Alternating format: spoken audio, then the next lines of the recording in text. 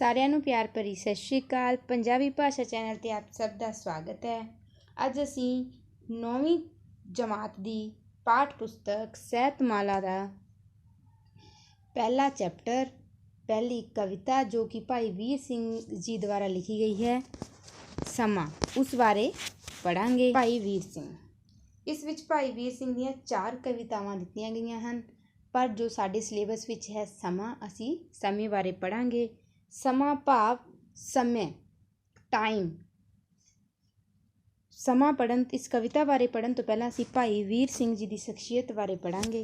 ਭਾਈ ਵੀਰ ਸਿੰਘ ਦਾ ਜਨਮ 5 ਦਸੰਬਰ 1872 ਈਸਵੀ ਨੂੰ ਪਿਤਾ ਸਰਦਾਰ ਚਰਨ ਸਿੰਘ ਤੇ ਮਾਤਾ ਸਰਦਾਰਨੀ ਉਤਮ ਕੌਰ ਦੇ ਘਰ ਅੰਮ੍ਰਿਤਸਰ ਹੋਇਆ। ਭਾਈ ਵੀਰ ਸਿੰਘ ਨੂੰ ਆਧੁਨਿਕ ਕਵਿਤਾ ਦਾ ਜਨਮਦਾਤਾ ਕਿਹਾ ਜਾਂਦਾ ਹੈ। आप ਦੀ रचना बहुपक्षी है। बहुपक्षी मतलब उन्होंने विभिन्न पक्ष लिए हैं जीवन के, जो भी जिसमें जीवन में आते हैं, हमारे प्रकृति से संबंधित बहुत सारे पक्षों पे उन्होंने रचना की है। आपने कविता, वार्तक, नावल ते नाटक की रचना करके आधुनिक पंजाबी साहित्य का आरंभ किया। इस तो इलावा सिख इतिहास लिखण दे संपादन करन दा काम भी किया। उन्हां दी देन ਗਿਣਾਤਮਕ ਅਤੇ ਗੁਣਾਤਮਕ ਦੋਹਾਂ ਪੱਖਾਂ ਤੋਂ ਮਹੱਤਵਪੂਰਨ ਹੈ, ਕਿਉਂਕਿ ਉਹਨਾਂ ਨੇ ਗਿਣਤੀ ਦੇ ਵਿੱਚ ਰਚਨਾਵਾਂ ਕੀਤੀਆਂ ਹਨ ਅਤੇ ਗੁਣਾਤਮਕ ਵੀ ਉਸਦੇ ਬਹੁਤ ਸਾਰੇ ਗੁਣ ਹਨ।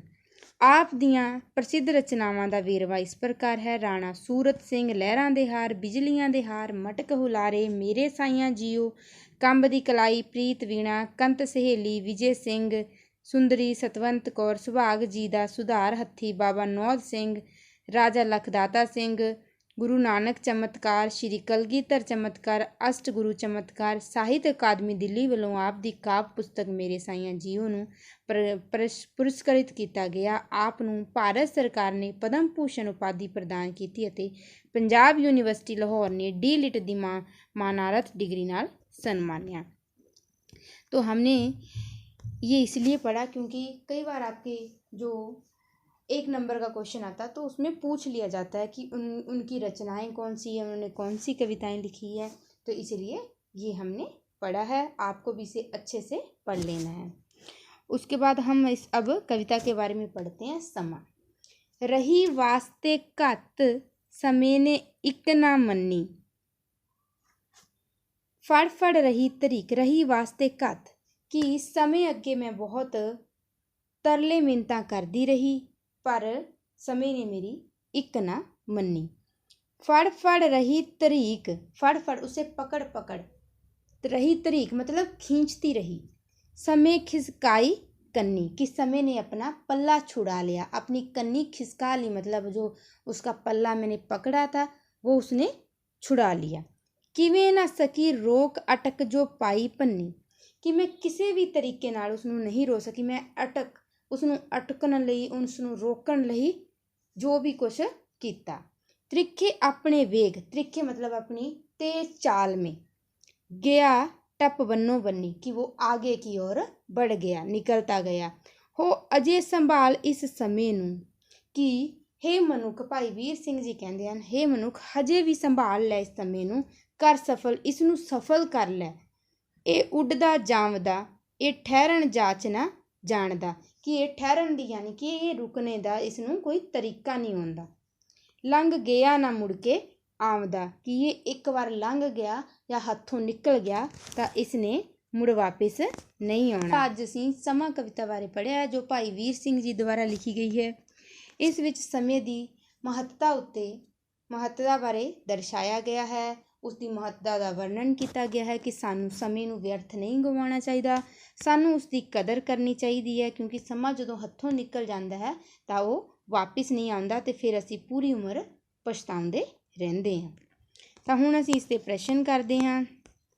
समा कविता तो सानू की सिक्ख्या मिलती है? तो समा कविता तो सानू सिक्ख्या मिलती है कि सानू समय की कदर करनी चाहिए है, समय नूं व्यर्थ नहीं गवाउणा चाहिए।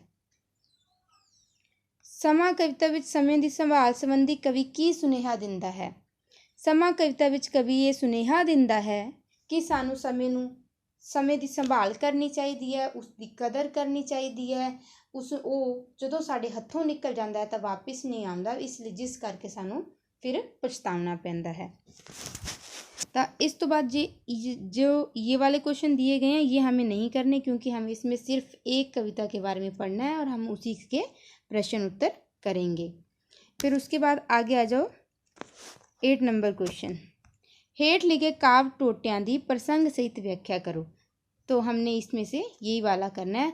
हो अजे संभाल इस समय नू कर सफल उड़दा जावदा, ये ठहरन जाच ना जानदा लंघ गया ना मुड़ के आंदा। इसदा पहले ਅਸੀਂ इसदा प्रसंग लिखांगे कि ਇਹ ਕਾਵਿ ਟੋਟਾ ਸਾਹਿਤਮਾਲਾ ਪੁਸਤਕ ਵਿੱਚ ਭਾਈ ਵੀਰ ਸਿੰਘ ਦੀ ਲਿਖਿਤ ਕਵਿਤਾ ਸਮਾਂ ਵਿੱਚੋਂ ਲਿਆ ਗਿਆ ਹੈ, ਜਿਸ ਵਿੱਚ ਸਮੇਂ ਦੇ ਮਹੱਤਵ ਉੱਤੇ ਸਮੇਂ ਦੀ ਮਹੱਤਤਾ ਬਾਰੇ ਵਰਣਨ ਕੀਤਾ ਗਿਆ ਹੈ। ਇਸ ਵਿੱਚ ਕਵੀ ਕਹਿੰਦਾ ਹੈ ਕਿ ਇਸ ਸਮੇਂ ਨੂੰ ਸੰਭਾਲ ਲੈ, ਹੇ ਮਨੁੱਖ ਸਮੇਂ ਨੂੰ ਸੰਭਾਲ ਲੈ, ਇਸ ਨੂੰ ਸਫ਼ਰ ਕਰ ਲੈ, ਇਹ ਹਵਾ ਵਾਂਗ ਉੱਡਦਾ ਜਾਵਦਾ, ਇਹ ਇਸ ਨੂੰ ਰੁਕਣ ਦਾ ਵੱਲ ਨਹੀਂ ਆਉਂਦਾ, ਇਸ ਨੂੰ ਰੁਕਣ ਦਾ ਤਰੀਕਾ ਨਹੀਂ ਆਉਂਦਾ, ਇਹ ਇੱਕ ਵਾਰ ਲੰਘ ਗਿਆ ਤਾਂ ਮੁੜ ਵਾਪਿਸ ਨਹੀਂ ਆਉਣਾ। ਤਾਂ ਉਸ ਤੋਂ ਬਾਅਦ ਅਸੀਂ ਕਰਾਂਗੇ 9ਵਾਂ ਪ੍ਰਸ਼ਨ, ਇਹ ਸਾਡੇ ਸਿਲੇਬਸ ਵਿੱਚ ਨਹੀਂ ਹੈ। ਇਹ ठहरन जाच ना जानदा लंघ गया ना मुड़ के आमदा। इसमें तो हमने काव्य टोटा लिखा था, तो इसमें हमने क्या करना है, काव्य सतरां दी सिर्फ व्याख्या करनी है। ये ठहरन जाच ना जानदा कि इसनूं व्याख्या करके लिखेंगे कि ये ठहरन इसनूं रुकण दा कोई तरीका नहीं आउंदा, ये लंघ गया ना मुड़ के आउंदा कि लंघ गया मतलब निकल गया, ये एक बार जे निकल गया तो मुड़ वापस नहीं आएगा। ਤਾਂ ਅੱਜ ਅਸੀਂ ਸਮਾਂ ਕਵਿਤਾ ਬਾਰੇ ਪੜ੍ਹਿਆ ਹੈ। ਮੈਂ ਲਿਖ ਕੇ ਵੀ ਇਸ ਦੇ ਪ੍ਰਸ਼ਨ ਉੱਤਰ ਤੁਹਾਡੇ ਨਾਲ ਸ਼ੇਅਰ ਕਰ ਦਿੱਤੇ ਹਨ, ਜਿਸ ਕਰਕੇ ਕੁਝ ਵਿਦਿਆਰਥੀਆਂ ਨੂੰ ਪਰੇਸ਼ਾਨੀ ਨਾ ਹੋਵੇ। ਧੰਨਵਾਦ।